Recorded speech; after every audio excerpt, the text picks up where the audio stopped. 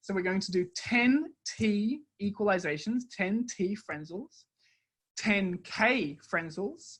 Then we're going to do 10 SP Frenzels. Then we're going to do our Kapalabhati, 20 seconds Kapalabhati, 20 seconds rest, 20 seconds Kapalabhati, 20 seconds rest, 20 seconds Kapalabhati, 20 seconds rest. Or, you know, however much rest you need after the 3 rounds, because it's, you know, it's a workout. So that's us increasing blood flow to the ears. The next thing we're going to be doing is separating the movements or separating the paired movements between the larynx and the tongue. So we're going to do 10 larynx pumps up and down with the tongue neutral. 10 larynx pumps up and down with the tongue out.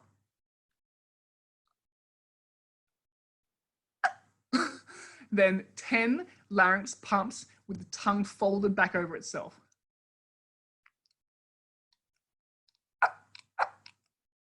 Yeah, you'll choke a little bit. All right.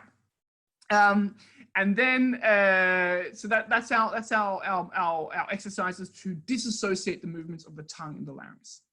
Then we move on to our humming.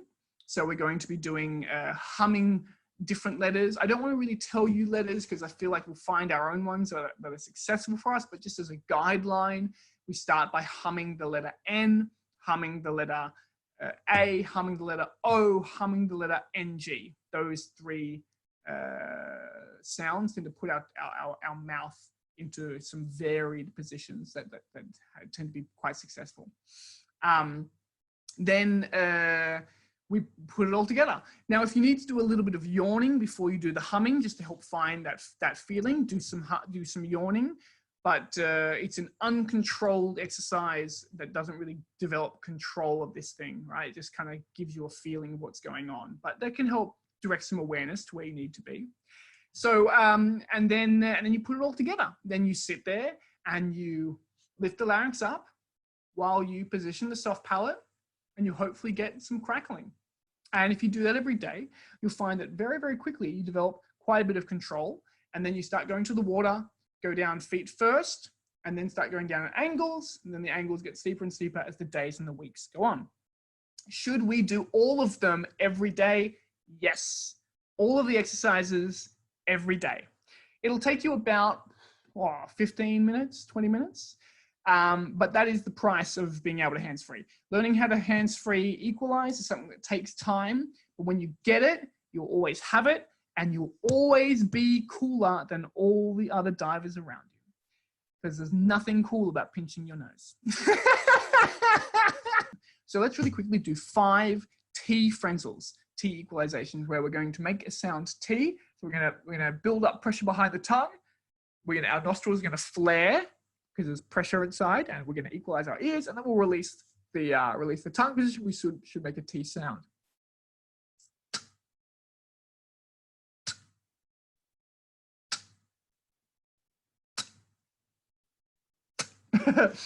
Five of those. Cool? Okay. Now let's do the same thing with the K Frenzel. So we're making a K sound.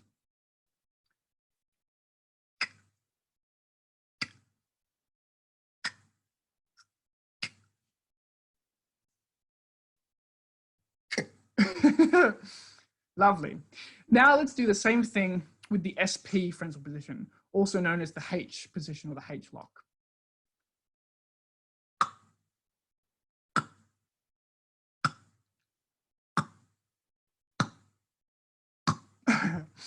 So we're only doing this just to get our tongues moving, so moving in between 3 different positions. And we're doing this so that we can like increase some blood flow to our ears and warm up our ears and get them moving. Cool. All right. So that's our tongue. The next thing we're going to do in terms of warming the ears up is called Kapalabhati. Now this is about as yoga as I get.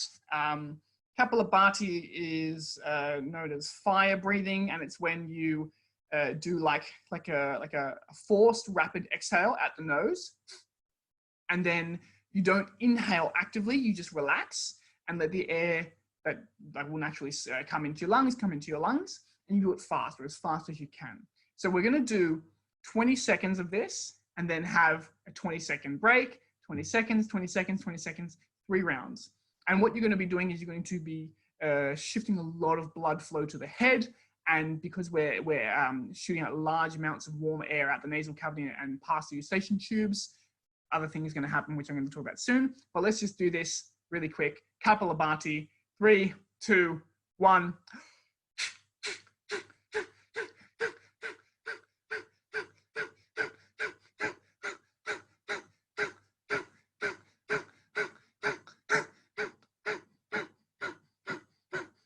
I didn't time this. Let's just say that was 20 seconds. I'm going to get the seconds going. Where's my timer? Okay, now we got it. Okay. We got 15 seconds. 15 seconds, and we'll do another 20 seconds of this. We are stimulating blood flow to the head. We are increasing blood flow to the ears themselves. We want our eustachian tubes to be flexible. The more flexible and the more warm they are, the easier we're going to be able to work without no hands equalization. And 3, 2, 1.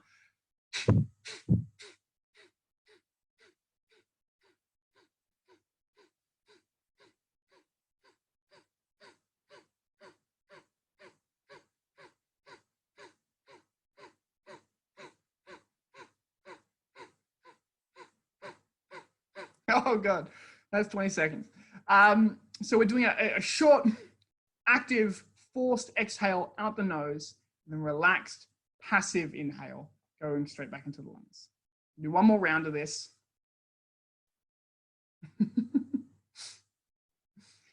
And let's go.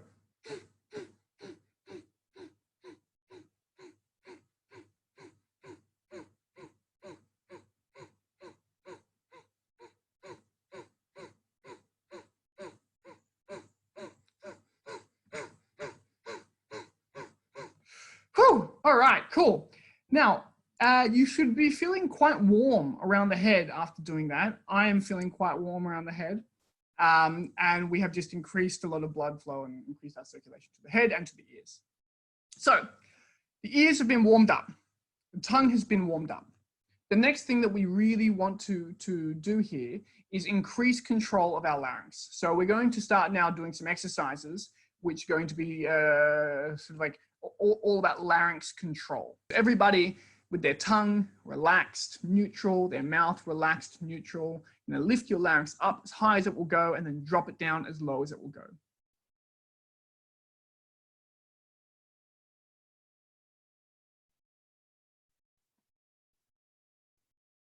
Cool. All right. So the next step, and this is where we start to break the paired movements between the larynx and the tongue.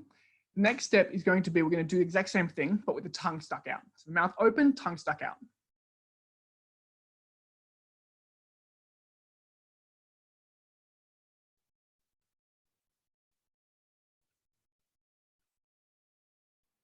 Cool. And the last one, we're going to do 5 up, down, up, down, up, down, with the tongue folded over. So you're going to stick the tongue out and fold it over itself back in, and punk.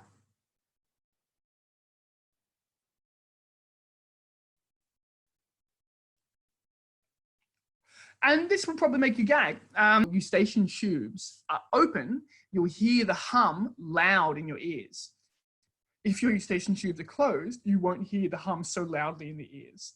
So that's what we're trying to do here. We're trying to hum, and we're trying to hear that humming like resonating in the ears. And that's when we know that the eustachian tubes have been pulled open by the position of the soft palate. So first, let's all hum the letter N. So the letter N, the tongue goes into a similar position as with the T position, and then we're just humming, and we're going to try to pull the back of our soft palate down slightly while pushing up with the center of our soft palate. But realistically, I can say that, and you can be like, okay, well, let me try and play with this thing. It's just going to be you mucking around, you playing with things. So let's all just hum the letter N until we hear the sound resonating in our ears.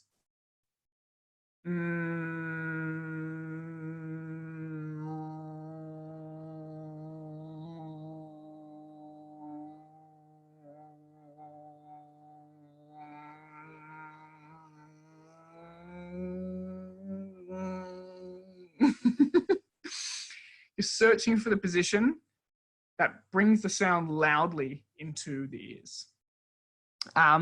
Let's try it one more time. So humming the letter N. Take a deep breath.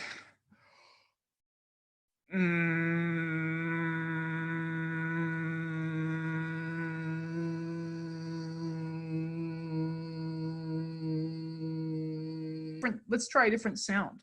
Let's try the letter A. So that will be more of an open mouth sound, like ah. Let's see if that positions things differently. Okay, and deep breath, the letter A.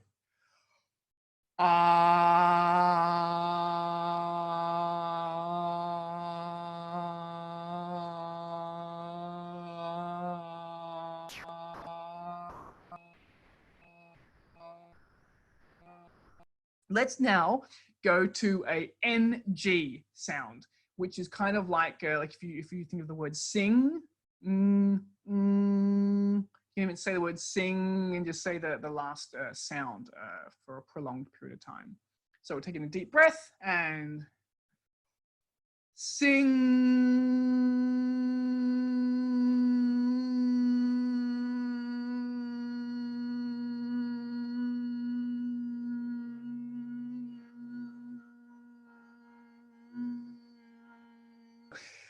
The position that your soft palate goes into when we do no hands equalization is very similar to a yawn.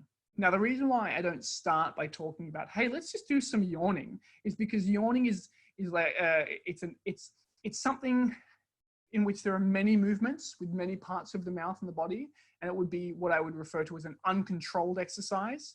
Whereas it's better for us to develop an active control of the soft palate rather than just doing this other thing that also puts the soft palate in the right position first. So let's do some yawning now. So we're all just going to yawn together.